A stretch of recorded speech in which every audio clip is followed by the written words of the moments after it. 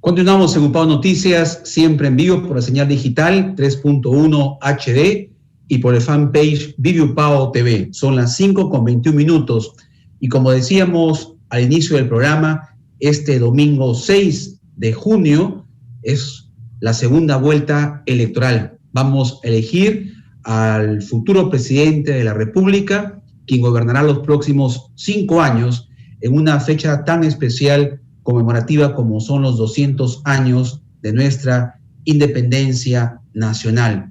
Y siempre UPAO Noticias ha tenido como política, y lo mantendrá continuamente, de llevarles a ustedes, nuestros televidentes e internautas, información para que puedan tener los argumentos y puedan al final decidir su voto de manera responsable, comprometida y sobre todo de compromiso y de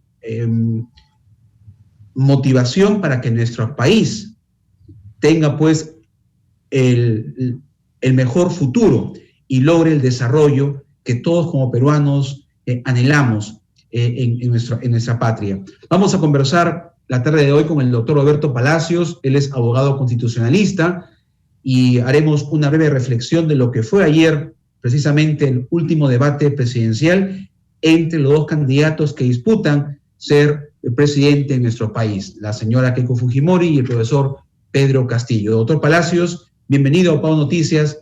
Buenas tardes.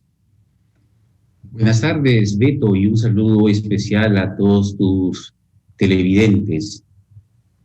Bien, doctor, gracias siempre por atender nuestra llamado para seguir informando a nuestros televidentes e internautas. Es una semana decisiva para el país. Este domingo 6 tenemos que ir todos los peruanos nuevamente a cumplir con nuestro deber cívico para elegir al presidente de nuestra patria. 5 años, un nuevo quinquenio y siempre pues en un marco de un voto responsable e informado, que es la misión que tenemos aquí en UPAO Noticias. Doctor, de su análisis, ¿qué reflexiones le deja o le generan lo que fue ayer el debate presidencial entre los dos candidatos, la señora Keiko Fujimori y el profesor Pedro Castillo? Bueno, en principio debo de decir de que tenía mayores expectativas con relación al debate. Tal vez el formato no ayudó mucho. No hubo una confrontación de ideas propiamente dichas, sino a veces se tornaban en monólogos de cada uno de los participantes. Pero aún así, creo que han quedado claras las posiciones de los candidatos a la presidencia, tanto del señor Castillo, a veces muy gaseoso, no tan claro, es verdad, y de la señora Keiko, a veces muy dadivosa, ¿no es así? Yo creo que en el tema de las decisiones públicas y la forma como el Estado debe intervenir con la finalidad de generar valor público y cerrar las brechas sociales y pueda proveer bienes y servicios y regular mejor, debe tomarse en cuenta que no solamente basta decir qué es lo que quiero, a dónde quiero llegar, cuál es mi meta, sino que tan importante como definir metas, objetivos, es también explicar el cómo. Y creo, Beto, que ha estado ausente el cómo.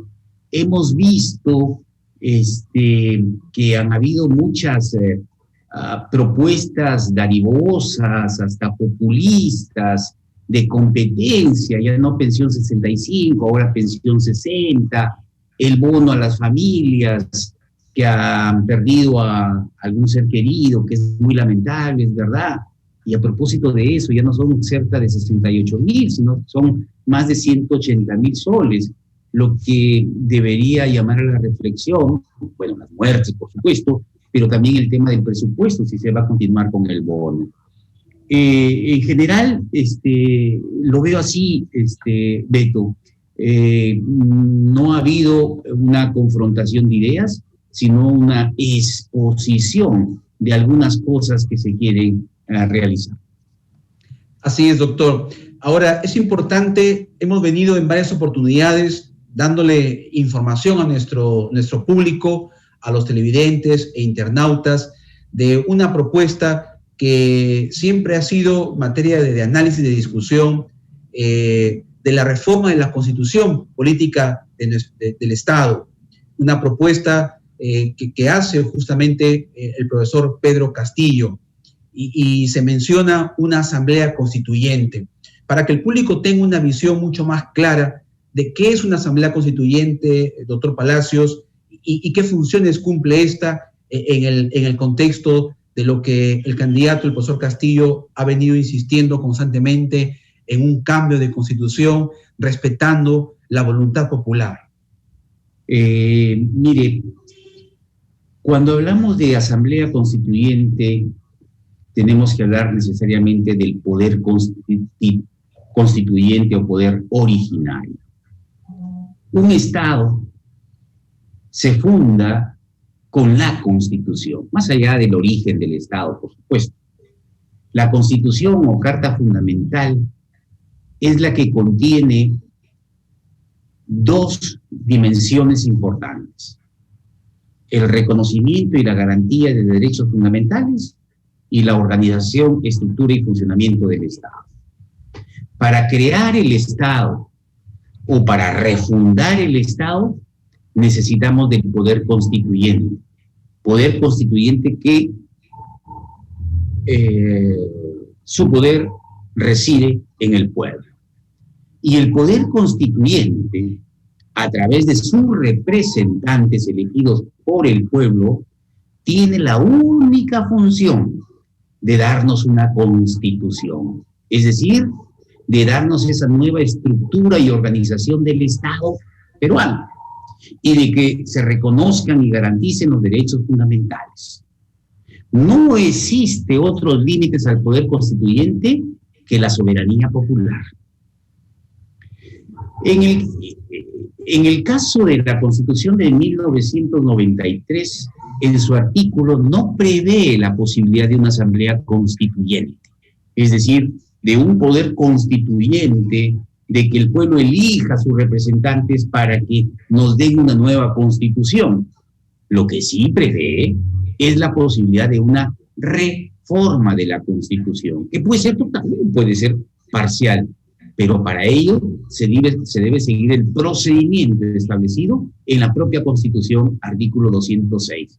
Esto es, tiene que haber la necesaria participación del Congreso de la República, y si se toma una opción, junto con el Congreso de la República, de un referéndum. En conclusión, la Asamblea Constituyente es el poder constituyente, el que crea, el que constituye, el que nos da un Estado. Y el poder constituido, que sería el Congreso, es el órgano que ha sido y que nace del poder constituyente que reside en el pueblo. Y lo que tenemos en la actual Constitución son mecanismos de reforma de la Constitución, más no de un procedimiento para darnos una nueva Constitución. Si me permites, Víctor, en el caso de las propuestas que se están haciendo, fácilmente pueden ser objeto de una reforma de la Constitución. Si uno de los candidatos no está de acuerdo con el régimen económico, y como dijo el candidato Pedro Castillo, el mercado no puede dominar al Estado, es el Estado el que debe regular al mercado y a la población.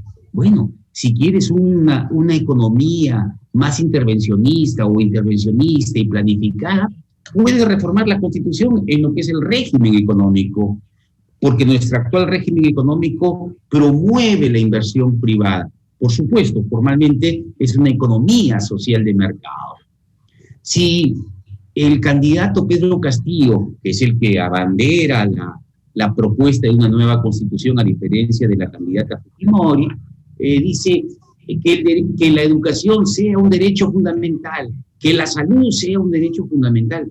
Un momentito, no hay necesidad de cambiar la Constitución. Ni siquiera... Lo dice, está establecido. Así es, ni siquiera creo yo reformarla, porque eso está reconocido. el derecho a la educación, el derecho a la salud, y son derechos sociales que con el tiempo se van a concretizar en lo que la doctrina llama derechos de progresión, progresivos.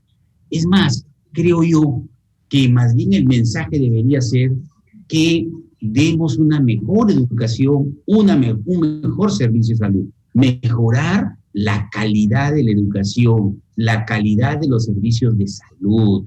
Y eso se hace con buenas políticas públicas, buena gestión pública, la necesaria participación del Estado y presencia del Estado en estas actividades que son fundamentales para el desarrollo de la población. Pero por otro lado, tenemos también a la candidata Fujimori. Y la candidata Fujimori, que si bien es cierto, no nos habla de un cambio de constitución, es verdad, pero sin embargo, nos lanza una serie de propuestas que la preocupación sería, ¿y de dónde va a sacar el dinero? Porque si estamos en una crisis, ¿no es cierto?, no solamente sanitaria, sino crisis económica, y el Perú es uno de los países de la región latinoamericana que tiene la más baja recaudación tributaria. Estamos en el promedio del 15%, cuando el promedio en la región es de más del 18%. ¿De dónde vamos a sacar los recursos?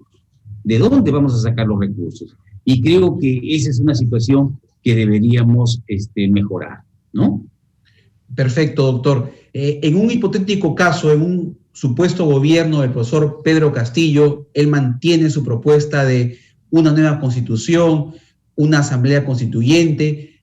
Según los lineamientos de ejercicio de la gestión de una asamblea constituyente, ¿qué tiempo demandaría elaborar una nueva constitución para el país? Bueno, tendrían que haber una serie de cambios y modificaciones, pero mirémonos en Chile, ¿no? En Chile estamos hablando de que ha habido primero una convocatoria para elegir a los asambleístas, ¿no? Y luego se tomarán fácil un año para que puedan darse una nueva constitución.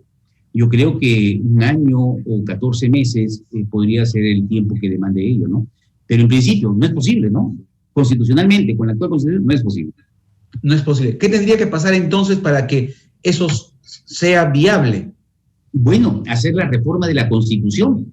Y la reforma de la Constitución puede ser total o parcial, y que se siga el procedimiento que establece el 206 de la Constitución. Es decir, que se aprueben las reformas en 2 legislaturas ordinarias con votos calificados, más un referéndum, o que se omita de ellos si es que hay se realiza en 2 legislaturas ordinarias. O sea, la posibilidad de la reforma de la Constitución, Beto, está ahí, y la tenemos en el 206 de la Constitución Política del Estado. Lo que pasa es de que quieren una nueva, o desean una nueva Constitución, sin estar regulado esa posibilidad. Y cualquier acto que se quiera realizar sin considerar la actual Constitución sería inconstitucional.